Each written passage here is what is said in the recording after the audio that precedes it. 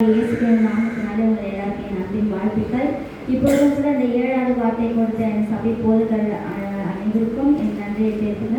ஒரு விஷயம் கூட நம்ம கண்களை மூடி செபிப்போம். இந்த கேட்ட 6 வார்த்தையும் கூட நம்ம இருதயத்தில் ஆளுகை செய்யணும். இப்போ கேட்க போகிற இந்த 7வது வார்த்தையும் கூட நம்ம இருதயத்தில் ஆளுகை செய்து பிதா நம்மளை படைத்த நோக்கம் சித்தம் நிறைவேறியாக நம்ம ஒப்பு கொடுத்து செபிக்கலாம். கர்த்தர் ஆசீர்வதித்தாங்க. இப்பொழுதும் கூட பிதா இந்த 7வது வார்த்தை எனக்கு கொடுத்தது ஒப்புவிப்பு. பிதாவே நான் கர்த்தருடைய சித்தம், அவருடைய சித்தம் நிறைவேறும்படி நான் அவர் பிதாவேனாலே அவர் சித்தம் தான். அவருடைய சித்தம் நம்ம நிறைவேறதுக்காக தான் நம்ம ஆண்டவர் நம்ம படிச்சிருக்காரு. பிதாவேன்றது கூட ஒரு உரிமையோடு கூட நம்ம கூப்பிடலாம். அதாவது நம்ம அப்பா எப்படி நம்ம அப்பா நம்ம உரிமையோடு கூட ஒரு சுதந்திரமாக கூட நம்ம பழகணுமோ அது போல பிதாவை நமக்கு ஒரு சுதந்திரத்தை கொடுத்துருக்காரு. ஒரு உரிமையோட நெருங்கி பழகக்கூடிய ஒரு தொடர்புள்ள ஒரு தெளிவான ஒரு உணர்வை தான் நமக்கு கொடுத்திருக்கிறார். அதனால பிதாவேனா நம்ம உரிமையோட அப்பாவை நம்ம அழைக்கிறதுக்காக தான் பிதாவை கொடுத்திருக்கிறார். இது இயேசு பிதாவே உம்முடைய கைகளில் என் ஆவியை ஒப்பிக்கிறேன் என்று மகா சத்தமாய் கூப்பிட்டு சொன்னார்.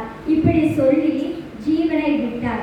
அதாவது இந்த 7 வார்த்தை கொடுக்கப்பட்டிருக்கிறது. இந்த 7 வார்த்தையும் ஆதியாகமத்துக்கு ஒரு தொடர்பு உண்டு. என்னன்னா ஆண்டவர் கூட இந்த உலகத்தை படிக்கும் போது 6 நாளும் எல்லா வித காரியங்களும் ஆண்டவர் படிச்சுட்டு 7ஆம் நாள் என்ன பண்ணாராம், ஓய்ந்திருந்தார்.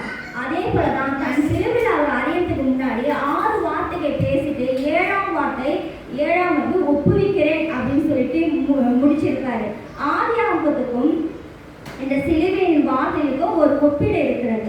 அங்கேயே ஒரு 7 வார்த்தையை கொடுத்தாரு ஆண்டவர். இந்த சிலுவின் மரத்திலே கூட என்ன பண்ணாரு, அந்த 7 வார்த்தையை கொடுத்து அதை ஒப்பிடுறாரு. அது மட்டும் இல்லை, இந்த 3 காரியங்களை நம்ம பார்க்கலாம். ஃபர்ஸ்ட் பிதாவின் பார்க்கலாம். 2வதாக உம்முடைய கைகளில் என் ஆவியை அப்படின்ட்டு. 3வது ஒப்பிக்கிறேன். முதலாவதாக பிதாவேனா நான் ஏற்கனவே சொன்ன மாதிரி பிதா நமக்கு ஒரு நெருங்கிய ஒரு தொடர்புக்காக ஒரு தெளிவான அதாவது இயேசு கிறிஸ்துவும் பிதாவும் ஒன்று, அவர் வேறு இல்லை.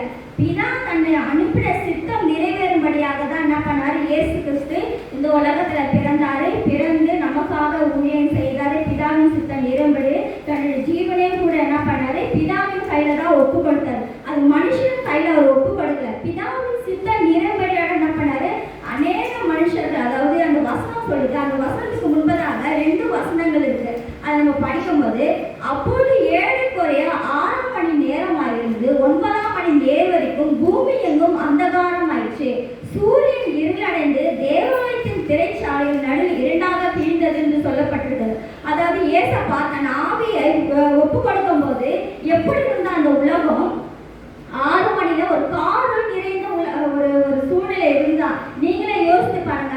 அப்போதான் மழை வரணும், ஒரு கருமேகம் பூமியை இருளடைந்து ஒரு அமைதியா இருந்து ஒரு மாதிரி நமக்கே ஒரு டிஸ்டர்பான ஒரு பயம் உண்டாக ஒரு சூழல் இருந்தான். சூரியன் இருளடைந்து தேவாலயத்தின் திரைச்சீலைகள் நடுவில் 2ஆக தேவாலயமே 2ஆ பிழிய கூட அந்த ஒரு பெரிய ஒரு பயங்கரமான ஒரு சூழல் என்ன பண்ணாராம், அங்க சுற்றியுள்ள மனுஷர்களின் மத்தியில அவர் பயப்படவும் இல்லை, அவர் கலமும் இல்லை. அதாவது ஒரு தெளிவான ஒரு எண்ணத்தோட கூட என்ன பண்ணாரா, தன்னுடைய ஆண்டுடைய கடத்துல தன் ஆவியை ஒப்பு கொடுக்கலாம். அந்த கொடுமையான மனுஷர்கள் மத்தியில் என்ன பண்றாரு, ஒரு நம்பிக்கையோடும் தைரியமோடும் அவருடைய என்ன பண்றாரு, அவர் சத்தத்தை உயர்த்தி, எதுக்குமே கலங்காம சத்தத்தை உயர்த்தி பிதாவே உங்களுடைய கைகளில் என் ஆவியை ஒப்பு கொடுக்கிறேன்னு சொல்லிட்டு ஒரு தைரியமா சொன்னாரா. ஏன்னா அவர் தான் அந்த உலகத்துல என்னை அமைச்சாரு, அவருடைய ஊழியத்துக்காக என்னை பயன்படுத்தினாரு. என்னுடைய ஆவி போனாலும் இருந்தாலும் அது அவரோட சித்தம் இல்லாம போகாது. அதனால மனுஷன் கையில ஒப்பு கொடுக்காம பிதா கையில தான் என்ன பண்ணாரு, அந்த ஒரு தெளிவான ஒரு நம்பிக்கையோட என்ன பண்ணாரா, பிதாவின் கையில தன் ஆவியை ஒப்பு கொடுத்தார். 2வது படியாக என்ன பண்ணி உம்முடைய கைகளில், அதாவது இந்த 2வது உம்முடைய கைகளில் சொல்லிட்டு என் ஆவியை அப்படின்னு சொல்றாரு. அது ஒரு உறவு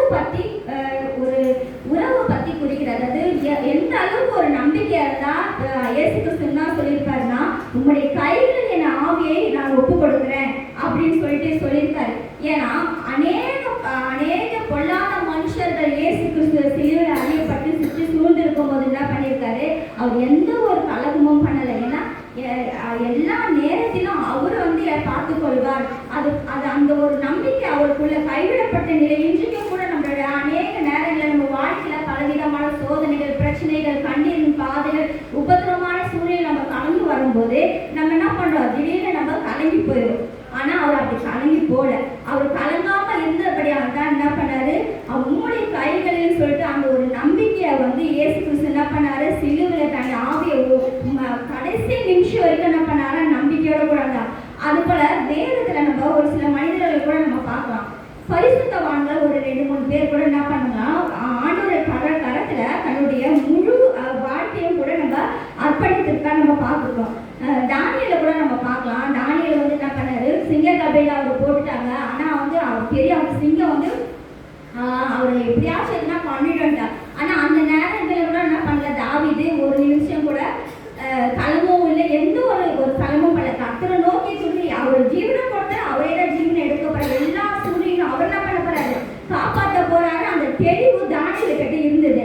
அதே போல பவுல் சீலாவும் கூட அந்த சிறைசாலையில் என்ன பண்ணாங்களாம், அவரு அவ்வளவு கஷ்டத்தின் மத்தியில் அவரை வந்து ரொம்ப அடிச்சு கொடுமைப்படுத்தினோம்னா அந்த நடு நாட்டில் என்ன பண்ணாங்க, அவரை பாடி துதித்து அவர் என்ன பண்ணாங்க, மகிமைப்படுத்தினாங்க. ஏன்னா ஆண்டவர் இருக்கார், ஆண்டவர் இருக்கும்போது நம்ம எதுக்கு இருக்கணும்னு சொல்லி அந்த ஒரு தைரியம் என்ன பண்ணுதான் அந்த பவுலும் சீலாவும் கூட இருந்தான். அதே போல நம்ம தாவீது ராஜாவை கூட நம்ம பார்க்கும்போது சங்கீதம் 23 கூட சொல்லியிருக்காரு, நம்ம மரண இருந்த பள்ளத்தாக்கில் நடந்தாலும் பொல்லாப்புக்கு பயப்படன்ட்டு அவர் சொல்லியிருக்காரு.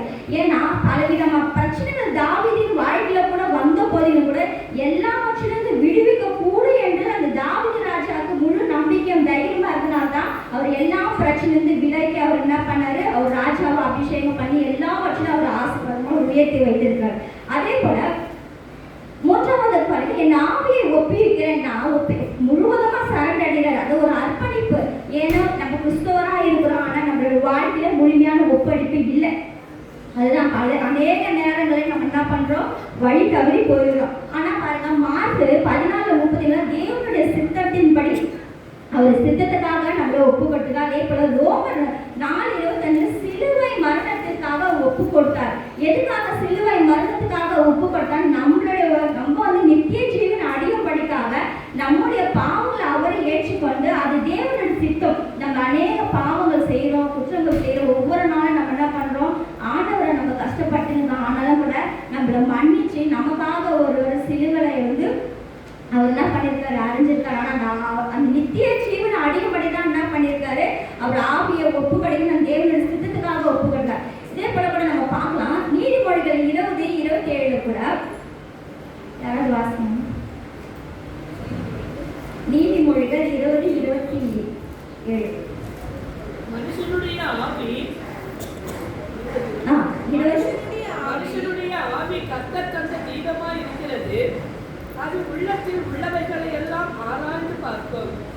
அதாவது மனுஷனுடைய ஆவி கர்த்தருடைய தீபமாய் இருக்கிறது. இது எதுக்கு சொல்லப்பட்டிருக்குன்னா, ஆதியாகமத்துல தேவன் என்ன பண்ணார, மனுஷனை உண்டாக்கும் போது அவர் மண்ணினால் உருவாக்கி தேவ சுவாசத்தை அதாவது நாசில உதர் ஜீவ ஆத்மான மாறி போனாங்க மனுஷனை.